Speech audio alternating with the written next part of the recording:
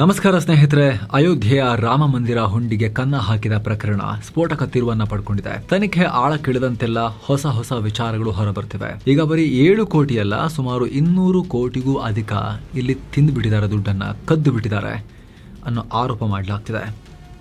SIT ತನ್ನ ಪ್ರಾಥಮಿಕ ವರದಿಯನ್ನ ಸಲ್ಲಿಸಿದೆ. ಅದರಲ್ಲಿ ಮಂದಿರ ಟ್ರಸ್ಟ್ನ ಪ್ರಭಾವಿಗಳೇ ತಮ್ಮ ಸಂಬಂಧಿಕರನ್ನ ಹಣ ಎಣಿಸೋ ಕೆಲಸಕ್ಕೆ ಸೇರಿಸಿದ್ರು. ಕ್ಯಾಮರಾ ಕಣ್ತಪ್ಪಿಸಿ ಶರ್ಟ್ ಪ್ಯಾಂಟ್ ಒಳಗೆಲ್ಲ ದುಡ್ಡನ್ನ ನುಗ್ಗಿಸ್ಕೊಂಡು ಎಗರಿಸಿದ್ದಾರೆ. ಎಷ್ಟು ಕಳ್ಳರು ಅಂತ ಹೇಳಿದ್ರೆ, ಭಕ್ತರು ಕೊಟ್ಟ ಬೆಳ್ಳಿ ಇಟ್ಟಿಗೆಯನ್ನ ಕರಗಿಸಿ ಸ್ಟೋರ್ ಮಾಡಿದ್ದಾರೆ ಬೇರೆ ಕಡೆ ತಗೊಂಡೋಗಿ. ಒಂದೆರಡು ಸರಿಯಲ್ಲ, ಬರೋಬ್ಬರಿ 70 ಬಾರಿ ಕದ್ದಿದ್ದಾರೆ ಅಂತ ಹೇಳಿ UP ಸರ್ಕಾರ ನೇಮಿಸಿದ್ದ SIT ರಿಪೋರ್ಟ್ ಹೇಳ್ತಾ ಇದೆ. ಹಾಗಿದ್ರೆ ದೇಶದ ಅತ್ಯಂತ ಭದ್ರತೆಯುಳ್ಳ ರಾಮ ಮಂದಿರದಲ್ಲಿ ಇಷ್ಟೊಂದು ದೊಡ್ಡ ಲೂಟಿ ಆಗಿದ್ದು ಹೇಗೆ? ಕದ್ದಿದ್ದು ಹೇಗೆ? ಕಳ್ತನ ಇದು, ಧರ್ಮ ದ್ರೋಹ ಇದು, ಹೇಗೆ ಮಾಡಿದ್ರು? ಬನ್ನಿ ಡೀಟೇಲ್ ಆಗಿ ನೋಡ್ತಾ ಹೋಗೋಣ. ಮರ್ಯಾದಾ ಪುರುಷನ ಮರ್ಯಾದೆಗೆ ಕಳಂಕ ತಂದಿದ್ದು ಯಾರ್ಯಾರು ಅಂತ ನಾವು 1 by 1 ತಿಳ್ಕೊಳ್ತಾ ಹೋಗೋಣ. ಕಡೆ ತನಕ ಮಿಸ್ ಮಾಡಿದೆ ನೋಡಿ ಸ್ನೇಹಿತರೆ. 42 ದಿನ 70 ಕನ್ನ ಹೊರಬಂತು SIT ಸ್ಫೋಟಕ ವರದಿ. ಸ್ನೇಹಿತರೆ, ಈ ಪ್ರಕರಣದ ಬಗ್ಗೆ ಇದು ಶುರುವಾದ ಆರಂಭದಲ್ಲೂ ಕೂಡ ನಾವು ರಿಪೋರ್ಟ್ ಮಾಡಿದ್ವಿ. ಈ ವಿಶೇಷ ವರದಿಯಲ್ಲಿ ಮಾಹಿತಿಯನ್ನು ಕೊಟ್ಟಿದ್ವಿ. ಈಗ ಇನ್ನಷ್ಟು ಭಯಾನಕ ವಿಚಾರಗಳು ಹೊರಬಂದಿವೆ ತನಿಖೆಯ ಬಳಿಕ. ಏನಾಗಿತ್ತು ಅಂದ್ರೆ, ಮೇ ತಿಂಗಳ ಕೊನೆ ಭಾಗದಲ್ಲಿ ರಾಮ ಮಂದಿರದ ಹುಂಡಿಯಿಂದ ಕಾಣಿಕೆ ದುಡ್ಡಲ್ಲಿ ಕದಿತಾ ಇದ್ದಾರೆ ಒಳಗಿರೋರೆ, ಅಲ್ಲಿನ ಸಿಬ್ಬಂದಿನೇ, ಅದು ಕೂಡ ಕೋಟ್ಯಂತರ ರೂಪಾಯಿ ಕದಿತಾ ಇದ್ದಾರೆ ಅನ್ನೋ ಸುದ್ದಿ ಹರಿದಾಡೋಕ್ ಶುರುವಾಯಿತು. ಇದು ಹೇಗೆ ಗೊತ್ತಾಯಿತು? ಅದು ತುಂಬಾನೇ ಇಂಟ್ರೆಸ್ಟಿಂಗ್ ಆಗಿದೆ. ಸಾಮಾನ್ಯವಾಗಿ ಬಾಲಕ ರಾಮ ಇರುವ, ಅಂದರೆ ರಾಮಲಲ್ಲ ಮೂರ್ತಿ ಇರೋ ಗರ್ಭಗುಡಿ ಮತ್ತು ದರ್ಶನದ ಮಾರ್ಗದಲ್ಲಿ ಹುಂಡಿಗಳಿವೆ. ಅದರಲ್ಲಿರೋ ಹಣವನ್ನು ತಂದು ಮಂದಿರದ ಆವರಣದಲ್ಲಿರೋ ಅತ್ಯಂತ ರಹಸ್ಯ ಹಾಗೂ ಭದ್ರತೆಯುಳ್ಳ ಗೌಪ್ಯ ಕೋಣೆಯಲ್ಲಿ ಎಣಿಕೆ ಮಾಡಲಾಗುತ್ತೆ. ಸೆಕ್ಯೂರಿಟಿ ಕಾರಣಗಳಿಗಾಗಿ ಈ ರೂಮ್ ಎಲ್ಲಿದೆ ಅನ್ನೋದನ್ನ ಸೀಕ್ರೆಟ್ ಆಗಿಡಲಾಗಿತ್ತು. ಹೊರಗಿನವರಿಗೆ ಇಲ್ಲಿ ಪ್ರವೇಶನೇ ಇರಲಿಲ್ಲ. ಇಲ್ಲಿ ಹಣ ಎಣಿಸೋಕೆ ಅಂತಲೇ 50 ಜನರ ಟೀಮ್ ಇತ್ತು. ಅದನ್ನ 3 ಭಾಗವಾಗಿ ಡಿವೈಡ್ ಮಾಡಲಾಗಿತ್ತು. 24 ಜನ ಹಣ ಎಣಿಸಿ ಅದನ್ನ ಬಂಡಲ್ ಕಟ್ಟೋ ಸಿಬ್ಬಂದಿನೇ ಇದ್ರು. ಇವ್ರನ್ನ ಟ್ರಸ್ಟ್ ಮೂಲಕ ಖಾಸಗಿ ಏಜೆನ್ಸಿಯಿಂದ ಕೆಲಸಕ್ಕೆ ತಗೊಳ್ಳಲಾಗಿತ್ತು.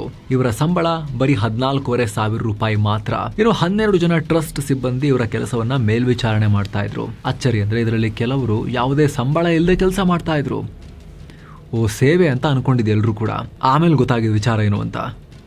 ಇನ್ನು 14 ಜನ ಇದ್ರು. ಅವರು ಸ್ಟೇಟ್ ಬ್ಯಾಂಕ್ ಆಫ್ ಇಂಡಿಯಾ ಅಧಿಕಾರಿಗಳು ಮತ್ತು TCSನ ಆಡಿಟರ್ಗಳಿದ್ರು. ಇವರ ಕೆಲಸ ಕೂಡ ಎಣಿಕೆ ಪ್ರಕ್ರಿಯೆಯನ್ನ ಪರಿಶೀಲನೆ ಮಾಡೋದಾಗಿತ್ತು. ಬರೀ 14,500 ರೂಪಾಯಿ ಸಂಬಳ ತಗೊಳ್ತಾ ಇದ್ದ ಖಾಸಗಿ ಸಿಬ್ಬಂದಿ ಏನ್ ಮಾಡಿದ್ರು, ಜಾಸ್ತಿ ದುಡಿಯೋಣ, ದೇವ್ರಿಗೆ ಏನಕ್ಕೆ ದುಡ್ಡು, ನಾವು ತಗೊಂಡು ಹೋಗೋಣ ಅಂತ ಪ್ಲಾನ್ ಮಾಡಿದ್ರು. ಬರೀ 14,500 ರೂಪಾಯಿ ಸಂಬಳ ತಗೊಳ್ತಾ ಇದ್ದ ಖಾಸಗಿ ಸಿಬ್ಬಂದಿ ಹಾಗೂ ಸಂಬಳವೇ ಇಲ್ಲದ ಕೆಲವರು ಕಳೆದ 5 ವರ್ಷಗಳಲ್ಲಿ ದಿಢೀರಂತ ದೊಡ್ಡ ಮಟ್ಟದ ಆಸ್ತಿ ಪಾಸ್ತಿ ಮಾಡೋಕೆ ಶುರು ಮಾಡಿದ್ರು. ಇಷ್ಟು ಕಮ್ಮಿ ಆದಾಯ ಇದ್ರೂ ಕೂಡ ದುಬಾರಿ ಕಾರು, ಲಕ್ಷ ಬೆಲೆಯ ಜಮೀನುಗಳನ್ನ ಖರೀದಿ ಮಾಡೋಕೆ ಶುರು ಮಾಡಿದ್ರು. ಯಾವ ಲೆವೆಲ್ಗೆ ಅಂದ್ರೆ, ಇದರಲ್ಲಿ ಬರೋ ಪ್ರಮುಖ ವ್ಯಕ್ತಿ ಟಿನ್ನು ಯಾದವ್. ಈತ ಯಾರು? ಜನರಲ್ ಸೆಕ್ರೆಟರಿ, ಟೆಂಪಲ್ನ ಜನರಲ್ ಸೆಕ್ರೆಟರಿ ಚಂಪತ್ ರಾಯ್ರ ಡ್ರೈವರ್. ಈ ಡ್ರೈವರ್ 70 ರೂಮ್ಗಳ ದೊಡ್ಡ ಹಾಸ್ಟೆಲ್, ಅಂದ್ರೆ ಟೂರಿಸ್ಟ್ಗಳು ಸ್ಟೇ ಮಾಡೋ ವಸತಿ ಗೃಹ, ಅದನ್ನೇ ಶುರು ಮಾಡ್ಕೊಂಡ್ಬಿಟ್ಟಿದ್ದ. ಓನರ್ ಆಗ್ಬಿಟ್ಟಿದ್ದ, ಆಯ್ತಾ, ಬಾಸ್ ಆಗ್ಬಿಟ್ಟಿದ್ದ. ನೆಕ್ಸ್ಟ್, ಲವಕುಶ ಮಿಶ್ರಾ ಮತ್ತು ಅನುಕಲ್ಪ್ ಮಿಶ್ರಾ ಅನ್ನೋ ಕಳ್ಳರು. ಇವರಿಬ್ರು ರಾಮ ಮಂದಿರ ದೇಣಿಗೆಯ ಎಣಿಕೆಗಾರರು. ಬರೋಬ್ಬರಿ 1.5 ಕೋಟಿ ಪ್ರಾಪರ್ಟಿ, 40 ಲಕ್ಷದ ಅಪಾರ್ಟ್ಮೆಂಟ್ ಖರೀದಿ ಮಾಡಿದ್ರು. ಇವರ ಈ ದಿಢೀರ್ ಲೈಫ್ ಸ್ಟೈಲ್ ಇನ್ಫ್ಲೇಷನ್ ನೋಡಿ, ಅವ್ರ ಜೊತೆಯಲ್ಲೇ ಕೆಲಸ ಮಾಡ್ತಾ ಇದ್ದ ಉಳಿದವರು ನಿಯತ್ತಿಂದ 14,500 ಸಂಬಳಕ್ಕೆ ಮಾತ್ರ ಕೆಲಸ ಮಾಡಿಕೊಂಡು ದೇವರು ಅಂತ ಜೀವನ ಮಾಡ್ತಿದ್ದ ನಿಯತ್ತಿನವರು, ಅವರಿಗೆ ಅನುಮಾನ ಶುರುವಾಯಿತು. ಏನ್ ಮಾಡ್ತಿದ್ದಾರೆ ಇವರು ಅಂತ. ಮೂಲಗಳ ಪ್ರಕಾರ ಆರಂಭದಲ್ಲಿ ಈ ಬಗ್ಗೆ ಟ್ರಸ್ಟ್ನ ಒಳಗೇನೆ ಆಂತರಿಕವಾಗಿ ಕಂಪ್ಲೇಂಟ್ ಕೊಡಲಾಗಿತ್ತು. ಆದರೆ ಯಾರು ಯಾವುದೇ ಆಕ್ಷನ್ ತಗೊಳ್ಳಿಲ್ಲ. ಆಗ ಅಯೋಧ್ಯೆಯ ರಾಮಕೋಟ್ ಪ್ರದೇಶದ ಸಿಬ್ಬಂದಿಯೊಬ್ಬರು ಈ ವಿಚಾರವನ್ನ ಪಬ್ಲಿಕ್ ಮಾಡಿದ್ರು. ಇದು ಹೊರಬೀಳ್ತಿದ್ದ ಹಾಗೆ ಅಲ್ಲಿನ ಸ್ಥಳೀಯ ಸಮಾಜವಾದಿ MP ಈ ವಿಷಯವನ್ನ ಹಿಡ್ಕೊಂಡ್ಬಿಟ್ರು ಗಟ್ಟಿಯಾಗಿ. ಸೀದಾ ಹೋಗಿ ತಮ್ಮ ಪಕ್ಷದ ನಾಯಕ ಅಖಿಲೇಶ್ ಯಾದವ್ ಅವರಿಗೆ ಹೇಳಿದ್ರು.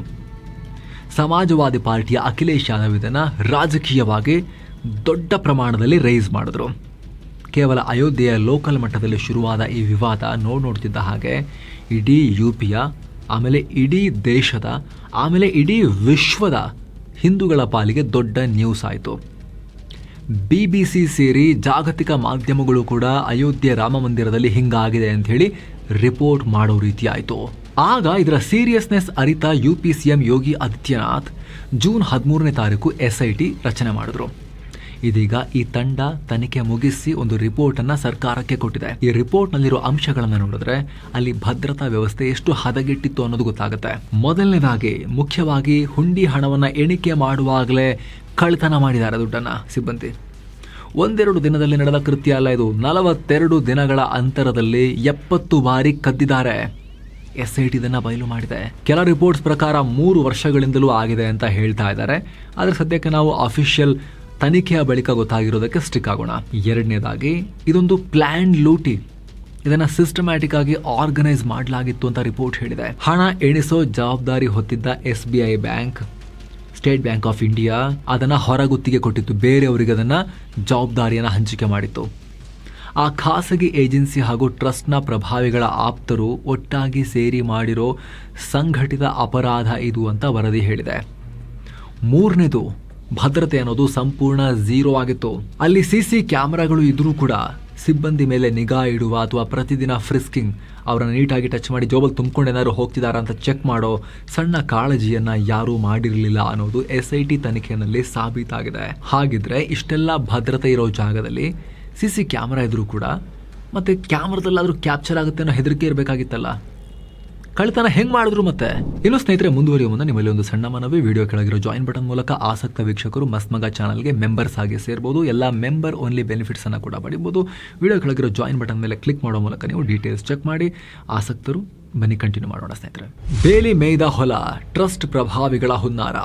ಸ್ನೇಹಿತರೆ, ಇಲ್ಲಿ ಟ್ರಸ್ಟ್ನ ಟಾಪ್ ಲೆವೆಲ್ನಲ್ಲೇನು, ನಾವು SBIಗೆ ಜವಾಬ್ದಾರಿಯನ್ನು ಕೊಟ್ಟಿದ್ವಿ. ದೇಶದ ಅತಿ ದೊಡ್ಡ ಬ್ಯಾಂಕ್, ಸರ್ಕಾರಿ ಬ್ಯಾಂಕ್, ಸ್ಟೇಟ್ ಬ್ಯಾಂಕ್ ಆಫ್ ಇಂಡಿಯಾಗೆ ಜವಾಬ್ದಾರಿ ಕೊಟ್ಟಿದ್ವಿ. ದುಡ್ಡು ಎಣಿಸಿ ತಗೊಂಡೋಗಿ ಇಟ್ಕೊಳ್ಳಿ ಬ್ಯಾಂಕಲ್ಲಿ, ದೇವರ ಹೆಸರಲ್ಲಿ ಇಟ್ಕೊಳ್ಳಿ ಅಕೌಂಟಲ್ಲಿ ಅಂಥೇಳಿ. ಸೊ ಅವ್ರು ಮಾಡ್ತಾರೆ ಅನ್ನೋ ಲೆಕ್ಕಾಚಾರ. ಆದರೆ ಬ್ಯಾಂಕ್ ಏನು ಮಾಡಿದೆ ಗೊತ್ತಾ, ಇಲ್ಲಿ ಅವ್ರಿಗೆ ಈ ಥರದ್ದೇನಾದ್ರೂ ನಮ್ಮ ಮರ್ಯಾದೆ ಹೋಗುತ್ತೇನೋ ಭಯ ಇರುತ್ತೋ ಏನೋ ಗೊತ್ತಿಲ್ಲ, ಅದನ್ನು ಹಣ ಎಣಿಸೋ ಜವಾಬ್ದಾರಿಯನ್ನು ನಾವು ಮಾಡಲ್ಲ ಅಂಥೇಳಿ ಪ್ರೈವೇಟ್ನವ್ರಿಗೆ ಯಾರಿಗಾದರೂ ಔಟ್ಸೋರ್ಸ್ ಮಾಡ್ತೀವಿ, ಕಾಂಟ್ರಾಕ್ಟ್ ತಗೊಳ್ತೀವಿ ಯಾರನ್ನಾದರೂ ಅಂಥೇಳಿ ಪ್ರೈವೇಟ್ನವ್ರನ್ನ ಕಾಂಟ್ರಾಕ್ಟಿಗೆ ತೊಗೊಂಡಿದ್ದಾರೆ. ವಾರಣಾಸಿ ಮೂಲದ ಒಂದು ಖಾಸಗಿ ಏಜೆನ್ಸಿ. ಆ ಖಾಸಗಿ ಏಜೆನ್ಸಿ ಮಾಡಿದ್ದೇನು ಗೊತ್ತಾ, ಹಣ ಎಣಿಸೋ ಕೆಲಸಕ್ಕಾಗಿ ಅಯೋಧ್ಯೆಯಲ್ಲೇ ಲೋಕಲ್ ಇರೋರನ್ನ ಕೆಲಸಕ್ಕೆ ತಗೊಳ್ತು. ಕಮ್ಮಿ ರೇಟಿಗೆ ಯಾರು ಸಿಗ್ತಾರೆ ಅಂತ ನೋಡ್ತು. ಅದರಲ್ಲೂ ಈ ಕೆಲಸ ಆಗುವಾಗ ಟ್ರಸ್ಟ್ಗೆ ಲಿಂಕ್ ಇರೋ ಕೆಲವರು ಈ ಏಜೆನ್ಸಿಗೆ ಯಾರನ್ನ ಕೆಲಸಕ್ಕೆ ತಗೋಬೇಕು ಅಂತ ರೆಕಮೆಂಡೇಶನ್ ಕೂಡ ಕೊಟ್ಟಿದ್ರಂತೆ. ತಮ್ಮ ಪವರ್ ಮತ್ತು ಇನ್ಫ್ಲೂಯೆನ್ಸ್ ಬಳಸಿ ತಮಗೆ ಬೇಕಾದವ್ರನ್ನೇ ಕೆಲಸಕ್ಕೆ ನುಗ್ಗಿಸ್ಕೊಂಡ್ರು. ಇಲ್ಲಿ ಹಣ ಎಣಿಸೋ ಉಸ್ತುವಾರಿಯನ್ನ ರಾಮಶಂಕರ್ ಮಿಶ್ರಾ ಅನ್ನೋ ವ್ಯಕ್ತಿ ಕೊಡಲಾಗಿತ್ತು. ಈತ ಮಾಡಿದ್ದೇನು ಅಂದರೆ, ತನ್ನ ಇನ್ಫ್ಲೂಯೆನ್ಸ್ ಬಳಸಿ ಅನುಕಲ್ಪ್ ಮಿಶ್ರಾ ಮತ್ತು ಅಳಿಯ ಲವಕುಶ್ ಮಿಶ್ರಾನನ್ನ ಮೊದಲೇ ಅರೆಸ್ಟ್ ಆಗಿದ್ರು ಅಂತ ಹೇಳಿದ್ವಲ್ಲ ನಿಮಗೆ ಆರಂಭದಲ್ಲಿ, ಅವ್ರನ್ನ ಈ ಡೊನೇಷನ್ ಕೌಂಟಿಂಗ್ ಟೀಮ್ಗೆ ಸೇರಿಸ್ಕೊಂಡಿದ್ದಾರೆ. ಸ್ನೇಹಿತರಲ್ಲಿ ಇನ್ನೂ ಶಾಕಿಂಗ್ ವಿಚಾರ ಏನು ಗೊತ್ತಾ, ಟ್ರಸ್ಟ್ನ ಪ್ರಧಾನ ಕಾರ್ಯದರ್ಶಿ ಚಂಪತ್ ರಾಯ್ ಅವರ ಮಾಜಿ ಡ್ರೈವರ್ ರಾಮಶಂಕರ್ ಯಾದವ್ ಟಿನ್ನು, ಇವನು ಕೂಡ ಟೀಮ್ನಲ್ಲಿದ್ದ. ಈ ಪ್ರಕರಣದಲ್ಲಿ ಈತಂದು ದೊಡ್ಡ ರೋಲ್ ಇದೆ. ದೇಣಿಗೆ ಬಾಕ್ಸ್ಗಳ ಕೀ ಎಲ್ಲ ಈತನ ಕೈಗೆ ಹ್ಯಾಂಡ್ ಓವರ್ ಮಾಡಲಾಗಿತ್ತು. ತನಿಖೆನಲ್ಲಿ ಗೊತ್ತಾಗಿದೆ ಅದು. ಇಲ್ಲಿ ಯಾವಾಗ ಇವರೆಲ್ಲ ದೊಡ್ಡ ಪ್ರಭಾವಿಗಳ ಶಿಫಾರಸಿನಿಂದ ಕೆಲಸಕ್ಕೆ ಸೇರಿದ್ರು, ಅಲ್ಲಿ ಸೆಕ್ಯೂರಿಟಿ ಪ್ರೋಟೋಕಾಲ್ ಕಾಂಪ್ರಮೈಸ್ಡ್ ಆಗಿತ್ತು. ಹಣ ಎಣಿಸೋ ಜಾಗಕ್ಕೆ ಈ ಸಿಬ್ಬಂದಿ ಹೋಗುವಾಗ ಮತ್ತು ಬರುವಾಗ ಯಾವುದೇ ಚೆಕಿಂಗ್ ಆಗ್ತಿರಲಿಲ್ಲ. ಅವರ ಬಾಡಿ ಚೆಕಿಂಗ್ ಆಗ್ತಿರ್ಲಿಲ್ಲ, ಟಚ್ ಮಾಡಿಬಿಟ್ಟು ಜೋಬಲ್ ತುಂಬಿಕೊಂಡಿದ್ದಾರಾ ಇಲ್ವಾ ಅಂತ. ಅದರಲ್ಲೂ ಕೂಡ ಮುಖ್ಯವಾಗಿರಬೇಕಾಗಿದ್ದ ಕೌಂಟಿಂಗ್ ರೂಮ್ನಲ್ಲೇ ಸರಿಯಾಗಿರೋ ರೀತಿಯಲ್ಲಿ CC ಕ್ಯಾಮರಾ ವ್ಯವಸ್ಥೆ ಇರಲಿಲ್ಲ. ಅಲ್ಲಿ ಇದ್ದಿದ್ದೇ 1-2 CC ಕ್ಯಾಮರಾ. ಅದರ ಕಣ್ ತಪ್ಪಿಸೋಕೆ ಹಣ ಎಣಿಸೋ ಜಾಗದಲ್ಲಿ ಒಬ್ರು ಕರೆಕ್ಟಾಗಿ CC ಕ್ಯಾಮರಾಗೆ ಅಡ್ಡ ನಿಂತ್ಕೊಳ್ತಾ ಇದ್ದ, ಬಂದು ಕ್ಯಾಮರಾ ಕಣ್ ತಪ್ಪಿಸ್ತಿದ್ದ. ಹಾಗೆ ಉಳಿದವರು ಹಣವನ್ನು ಎಗರಿಸ್ತಾ ಇದ್ರು. ಅವಾಗ ಹೀಗೆ ಎಗರಿಸಿದ ದುಡ್ಡನ್ನು ತಮ್ಮ ಶರ್ಟ್ ಪ್ಯಾಂಟ್ ಒಳಗಡೆ ಬಚ್ಚಿಟ್ಕೊಳ್ತಾ ಇದ್ರು. ಅಷ್ಟೇ ಅಲ್ಲ, ಆ ಹಣವನ್ನು ತಗೊಂಡು ಹೋಗಿ ಅಲ್ಲಿದ್ದ ಟಾಯ್ಲೆಟ್ಗಳಲ್ಲಿ ಅಂದರೆ ಶೌಚಾಲಯದಲ್ಲೂ ಕೂಡ ಬಚ್ಚಿಡ್ತಾ ಇದ್ರು. ಅಷ್ಟೇ ಅಲ್ಲ, ಇವ್ರದ್ದು ಇನ್ನೊಂದು ಸ್ಕೆಚ್ ಇತ್ತು. ಸಾಮಾನ್ಯವಾಗಿ 500 ರೂಪಾಯಿ ನೋಟುಗಳ ಬಂಡಲ್ ಮಾಡುವಾಗ ಇಂತಿಷ್ಟು ನೋಟ್ ಅಂತ ಎಕ್ಸಾಕ್ಟ್ ಆಗಿ ಇಡ್ತಾರೆ. 50 ಅಥವಾ 100 ನೋಟುಗಳು ಒಂದು ಬಂಡಲ್ನಲ್ಲಿ ಇರಬೇಕು. ಆದರೆ ಇವ್ರು ಏನು ಮಾಡ್ತಿದ್ರು, ಕೌಂಟ್ ಮಾಡಬೇಕಾದ್ರೆ ಜಾಸ್ತಿ ನೋಟುಗಳನ್ನು ಸೇರಿಸಿ ಬಂಡಲ್ ಕಟ್ತಾ ಇದ್ರು. ಹೇಳ್ತಾ ಇದ್ದಿದ್ದು 50 ನೋಟಿದೆ 100 ನೋಟಿದೆ ಅಂತಾನೆ, ಬಟ್ ಜಾಸ್ತಿ ನೋಟ್ ಹಾಕಿರ್ತಿದ್ರು. 10 ನೋಟ್ 20 ನೋಟ್ 30 ನೋಟ್ ಜಾಸ್ತಿ ಹಾಕ್ತಾಯಿದ್ರು. ಆಮೇಲೆ ಓಕೆ ಟೋಟಲ್ ಕೌಂಟ್ ಮಾಡಿದಾಗ ಓಕೆ 10 ಲಕ್ಷ ಬಂತು, ಓಕೆ 1 ಕೋಟಿ ಇದೆ, ಈ ಥರ ಕ್ಯಾಶ್ ಕಲೆಕ್ಟ್ ಆಗಿದೆ, ಒಂದೊಂದು ಬಂಡ್ಲಲ್ಲಿ ಇಷ್ಟಿಷ್ಟು ನೋಟು ಅಲ್ವಾ. ಆದರೆ ಸುಳ್ಳು, ಲೆಕ್ಕ ತೋರಿಸಿರೋದಲ್ಲ ಅಷ್ಟೇ. ಆದರೆ ಇವ್ರಿಗೆ ಗೊತ್ತಲ್ಲ ಯಾವ ಬಂಡಲಲ್ಲಿ ಎಕ್ಸ್ಟ್ರಾ ನೋಟ್ ಇದೆ ಅಂಥೇಳಿ. ಬ್ಯಾಂಕಿಗೆ ತೊಗೊಂಡೋಗಿ ಹಾಕೋಕ್ಕಿಂತ ಮುಂಚೆ ಎಕ್ಸ್ಟ್ರಾ ನೋಟಲ್ಲೇ ಅವ್ರು ಎತ್ತಿ ಜೋಬಿ ಹಾಕೊಳ್ತಾ ಇದ್ರು. ಆಮೇಲೆ ಇವೆಲ್ಲ SIT ತಂಡಕ್ಕೆ ಕೌಂಟಿಂಗ್ ರೂಮ್ನಲ್ಲಿದ್ದ ಹಿಡನ್ ಕ್ಯಾಮರಾಗಳಿಂದ ತಿಳಿದು ಬಂದಿದೆ. ಎಸ್, ಕೌಂಟಿಂಗ್ ರೂಮ್ನಲ್ಲಿ ಎಕ್ಸ್ಟ್ರಾ ಹಿಡನ್ ಕ್ಯಾಮರಾಗಳನ್ನು ಇಟ್ಟಿದ್ದರಿಂದ ಆ ಒಂದು ಎಕ್ಸ್ಟ್ರಾ ಮುನ್ನೆಚ್ಚರಿಕೆಯನ್ನ ಟೆಂಪಲ್ನವರು ತಗೊಂಡಿದ್ದರಿಂದ ಈ ವಿಚಾರ ಹೊರಗೆ ಬಂದಿದೆ. ನಕಲಿ ರಸೀದಿ ಸೃಷ್ಟಿ, ಚಿನ್ನ ಬೆಳ್ಳಿಗೂ ಕನ್ನ. ಬರೀ ಕ್ಯಾಶ್ ಮಾತ್ರ ಅಂತ ಅನ್ಕೋಬೇಡಿ. ಈ ಕಳ್ಳರು ದೇವರಿಗೆ ಅಂತ ಭಕ್ತರು ಕೊಟ್ಟಿದ್ದ ಚಿನ್ನ ಬೆಳ್ಳಿ ಒಡವೆಗಳನ್ನ ಕೂಡ ಬಿಟ್ಟಿಲ್ಲ. ಭಕ್ತರು ಚಿನ್ನ ಬೆಳ್ಳಿ ಕೊಡುವಾಗ ಮಂದಿರದಿಂದ ರಶೀದಿ ಪಡಿತಾರೆ. ಸೊ ಇವ್ರು ಏನ್ ಮಾಡಿದ್ರು, ಆ ರಶೀದಿಯನ್ನ ಕೂಡ ನಕಲು ಮಾಡಿದ್ರು. ಈ ಗ್ಯಾಂಗ್ನಲ್ಲಿದ್ದ ಕರುಣೇಶ್ ಪಾಂಡೆ ಅನ್ನೋನು ಈ ಕೆಲಸ ಮಾಡಿದ್ದ. ಭಕ್ತರು ಚಿನ್ನದ ಕಿವಿಯೋಲೆ, ಮೂಗುತಿ, ಉಂಗುರ ಅಥವಾ ಬೆಳ್ಳಿ ವಸ್ತುಗಳನ್ನು ತಂದು ಕೊಟ್ರೆ ಇವರು ನಕಲಿ ರಸೀದಿಯಲ್ಲಿ ಅದನ್ನು ನಮೂದಿಸಿ ಭಕ್ತರ ಕೈ ಕೊಟ್ಟು ಕಳಿಸ್ತಾ ಇದ್ರು. ಈ ಥರ ಮಾಡಿ ಇವರು ಸ್ನೇಹಿತರು ಸುಮಾರು 200 kg ಬೆಳ್ಳಿ ಇಟ್ಟಿಗೆಗಳನ್ನು ಕದ್ದಿದ್ರು.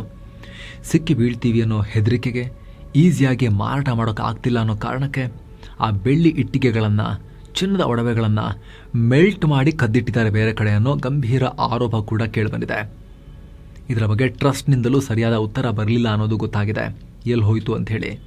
ಆಟೋ ಡ್ರೈವರ್ಗೆ 50 ಕೋಟಿ ಆಸ್ತಿ, ಬದಲಾಯಿತು ಖದೀಮರ ಜಾತಕ. ಸ್ನೇಹಿತರೆ, ಈ ತನಿಖೆಯ ಆಳಕ್ಕೆ ಹೋದಂತೆಲ್ಲ ಶಾಕಿಂಗ್ ವಿಚಾರಗಳು ಹೊರ ಬರ್ತಾನೆ ಇವೆ.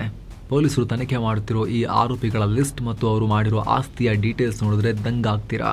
ಮೊದಲನೇದಾಗಿ ಟಿನ್ನು ಯಾದವ್ ಅಥವಾ ರಾಮಶಂಕರ ಯಾದವ್. ಈತ ಈಗ ಆಲ್ರೆಡಿ ಹೇಳಿದ ಹಾಗೆ ಟ್ರಸ್ಟ್ನ ಪ್ರಧಾನ ಕಾರ್ಯದರ್ಶಿ ಚಂಪತ್ ರಾಯ್ ಅವರಿಗೆ ತುಂಬಾ ಆಪ್ತ ಮತ್ತು ಮಾಜಿ ಡ್ರೈವರ್ ಅಂತ ಹೇಳಲಾಗ್ತಿದೆ. ಈತ ಮೊದಲು ಅಯೋಧ್ಯೆಯಲ್ಲಿ ಆಟೋ ಓಡಿಸ್ಕೊಂಡಿದ್ದ. ಆದ್ರೆ ಈತನಿಗೆ ಚಂಪತ್ ರಾಯ್ ಡ್ರೈವರ್ ಕೆಲಸ ಕೊಟ್ರು. ಆದ್ರೆ ಈಗ ಈತ ನಿಮ್ ಡ್ರೈವರ್ ಕೆಲಸ ಯಾರಿಗೆ ಬೇಕು ಅಂತ ಡ್ರೈವರ್ ಕೆಲಸ ಕೂಡ ಬಿಟ್ಟು 50 ಕೋಟಿ ರೂಪಾಯಿನ ಮಾಲೀಕ ಆಗಿ ಓಡಾಡ್ಕೊಂಡಿದ್ದಾನೆ. ಏರ್ಪೋರ್ಟ್ ಹತ್ರ 70 ರೂಮ್ಗಳ ಹಾಸ್ಟೆಲ್, 3 ರೆಸ್ಟೋರೆಂಟ್ಗಳಲ್ಲಿ ಶೇರ್, ಲಕ್ನೋದಲ್ಲಿ ಒಂದು ಮನೆ, ಓಡಾಡೋಕೆ ಟೊಯೋಟಾ ಫಾರ್ಚುನರ್ ಕಾರು, ಇದೆಲ್ಲ ಈತನ ಹೆಸರಲ್ಲಿದೆ. ಎರಡನೇದಾಗಿ ಮನೀಶ್ ಯಾದವ್. ಇವನು ಇದೇ ಟಿನ್ನು ಯಾದವ್ನ ಸಂಬಂಧಿ. ಪ್ರಭಾವ ಬಳಸಿ ಕೌಂಟಿಂಗ್ ಟೀಮ್ಗೆ ಸೇರ್ಕೊಂಡಿದ್ದ. ಈಗ ಪೊಲೀಸರು ಈತನಿಗೆ ಸೇರಿದ ಜಾಗಗಳಿಂದ ಬರೋಬ್ಬರಿ 36 ಲಕ್ಷ ರೂಪಾಯಿ ಕ್ಯಾಶ್ ಅನ್ನ ರಿಕವರ್ ಮಾಡ್ಕೊಂಡಿದ್ದಾರೆ. ಮೂರನೇದು KD ತಿವಾರಿ. ಇವನ ಕೆಲಸ ಭಕ್ತರು ಕೊಡೋ ಚಿನ್ನ ಬೆಳ್ಳಿಯ ಒಡವೆಗಳನ್ನ ಸ್ಟೋರ್ ಮಾಡೋದು. ತನಿಖೆ ವೇಳೆ ಇವನು 1.5 ಕೋಟಿ ರೂಪಾಯಿ ಬೆಲೆಯ ಜಮೀನು ಖರೀದಿ ಮಾಡಿರೋದು ಗೊತ್ತಾಗಿದೆ. ಆದ್ರೂ ನನ್ನ ಮಕ್ಕಳು ಏರ್ಫೋರ್ಸ್ ಅಲ್ಲಿದ್ದಾರೆ, IB ಮತ್ತು ಪೊಲೀಸ್ ಇಲಾಖೆಯಲ್ಲಿದ್ದಾರೆ, ನಾನೊಬ್ಬ ಮೇಸ್ಟ್ರು, ನಮಗೆ ದುಡ್ಡು ಲೀಗಲ್ ಆಗಿನೇ ನಾವು ಅರ್ನ್ ಮಾಡಿದ್ದೀವಿ, ದೇವಸ್ಥಾನದ ಚಿನ್ನ ನಾನೇನು ಮುಟ್ಟಿಲ್ಲ ಅನ್ನೋ ಹೇಳಿಕೆ ಕೊಡ್ತಾ ಇದ್ದಾನೆ. ಆದರೆ ಕೌಂಟ್ ಮಾಡಬೇಕಲ್ಲ ಇವ್ರದ್ದೆಲ್ಲ. ಇವರ ಆದಾಯ ಇದುವರೆಗೂ ಹೇಳಿದ್ವಲ್ಲ ವ್ಯಕ್ತಿಗಳದ್ದು 50 ಕೋಟಿ 10 ಕೋಟಿ 20 ಕೋಟಿ ಇದೆಲ್ಲ ಆದಾಯ ಎಲ್ಲಿಂದ ಬಂತು ಅಂತ ಹೇಳಿ. ಸೊ ತನಿಖೆಯಲ್ಲಿ ಇದುವರೆಗೂ ಬಯಲಾಗಿರೋದಕ್ಕಿಂತ ಇನ್ನೂ ದೊಡ್ಡ ಪ್ರಮಾಣದಲ್ಲೇ ಲೂಟಿ ಆಗಿರೋ ಲೆಕ್ಕಾಚಾರ ಹೊರಗೆ ಬರ್ತಾ ಇದೆ. ಅದಕ್ಕೆ ಹೇಳಿದ್ದು 200 crore ಪ್ಲಸ್ ಕಳ್ತನ ಮಾಡಿದ್ದಾರೆ ಇವರು ಟೆಂಪಲ್ನಲ್ಲಿ ಅಂತ. ಆ ರೀತಿ ಲೆಕ್ಕಾಚಾರ ಇದೆ ಅಂತ. ನೆಕ್ಸ್ಟ್ 4ನೇದಾಗಿ ಅನುಕಲ್ಪ್ ಮಿಶ್ರಾ. ಇವನು ಕೂಡ ಹಣ ಎಣಿಸೋ ಟೀಮ್ನಲ್ಲಿದ್ದ. ಅಯೋಧ್ಯೆಯ ಕೌಶಲ್ಪುರಿಯಲ್ಲಿ 64ರಿಂದ 65 ಲಕ್ಷ ಕೊಟ್ಟು ಹೊಸ ಮನೆ ಕೊಂಡ್ಕೊಂಡಿದ್ದಾನೆ ಈತ. ಎಷ್ಟು ಸಂಬಳ ಇಷ್ಟು ಒಂದು 14,500. ಅಷ್ಟೇ ಅಲ್ಲ, ಊರಲ್ಲಿ ದೊಡ್ಡ ಫಾರ್ಮ್ ಹೌಸ್ ಕಟ್ಟಿ ಅಲ್ಲಿ ಭರ್ಜರಿಯಾಗಿ ಭಾಗವತ ಕಥಾ ಕಾರ್ಯಕ್ರಮ ಕೂಡ ಮಾಡಿಸಿದ್ದಾನೆ. 5ನೇವನು ಲವಕುಶ್ ಮಿಶ್ರಾ. ಇವನು ದೇವಸ್ಥಾನಕ್ಕೆ ಕೆಲಸಕ್ಕೆ ಸೇರೋಕ್ಕೂ ಮುಂಚೆ ಬರೀ ಕಾರ್ ಮೆಕ್ಯಾನಿಕ್ ಆಗಿದ್ದ. ಆದ್ರೀಗ ತನಿಖೆ ವೇಳೆ ಇವನ ಮನೆಯಿಂದ 10 ಲಕ್ಷ ರೂಪಾಯಿ ಸೀಸ್ ಮಾಡಲಾಗಿದೆ. ಹಾಗೆ ಫೈಜಾಬಾದ್ನಲ್ಲಿ ಹೊಸದಾಗಿ ಒಂದು ದೊಡ್ಡ ಮನೆ ಕೂಡ ಕಟ್ತಾ ಇದ್ದಾನೆ.